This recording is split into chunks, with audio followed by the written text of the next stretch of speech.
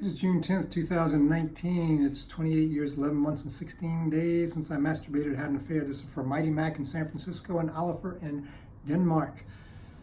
This is the next in a series about how to have healthy relationships. You want relationships that sound like this. Pretty and flowing and full, majestic and loving and fun and stately, and that you can be proud of. That's how you want your relationships to sound. And I finally found a relationship I could feel that way with T. T was the smartest person I ever met, except for John Cage, who was the smartest human I ever met. She was the smartest female, most intelligent woman I'd ever met.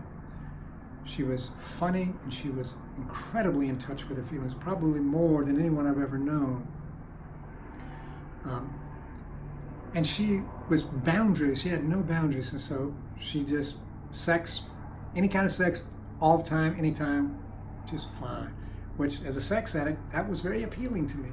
And I loved her deeply. Up until I met my wife 2 years ago. She was the love of my life. T was. She matched me. We were a match. And the most matched I had ever been at that point. And that makes such a difference. You know, we had emotional intimacy, we had commitment, and we had love, and lots of sex, and lots of laughter.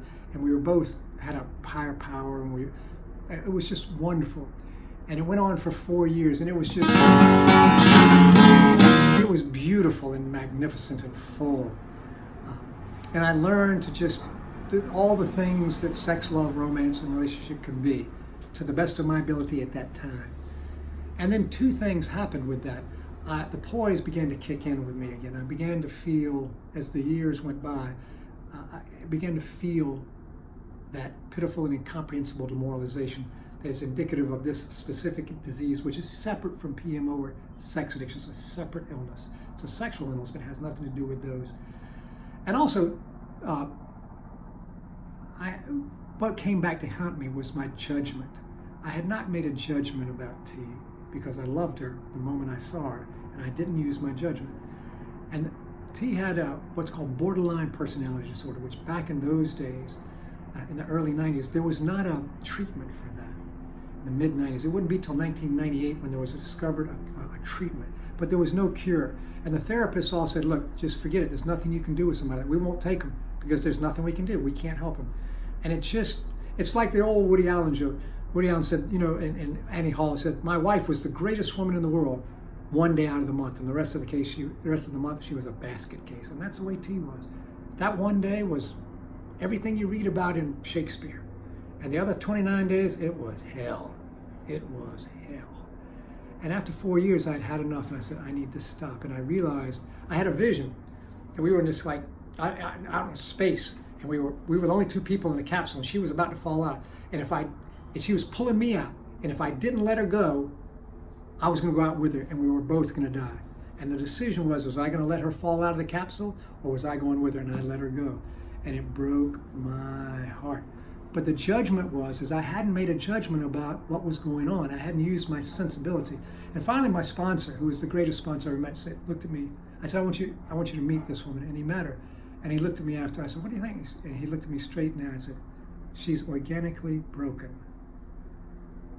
And he didn't flinch. She's organically broken. So I had made a bad judgment.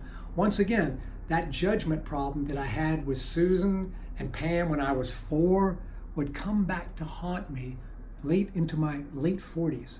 So those two things would come back and get me.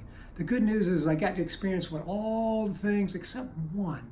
I was missing one thing, but I got to have all that experience. So the good news is this, by this time, and I'd done 3 chastity periods with her. She could do it. Like our first 90 days, we didn't have sex. And every day that we didn't have sex, we put a pearl on a string on our arm. And so we got to where we were 90 pearls, because I wanted to get to know her as much as I could, so that it increased the probability that we wouldn't crash and burn. And it was a good move. Being self-restrained was very helpful. So I got better and she got better. She got an honest man who was loving and healthy and dynamic. And so relationships are like anything, like playing the guitar. You develop it. So this was, you know, I'd been with J, I'd been with S, and now I was with T, and I was getting better. But it still wasn't the final thing I was looking for. But you know, you pay your nickel, you take your choice, and you get better as you go along.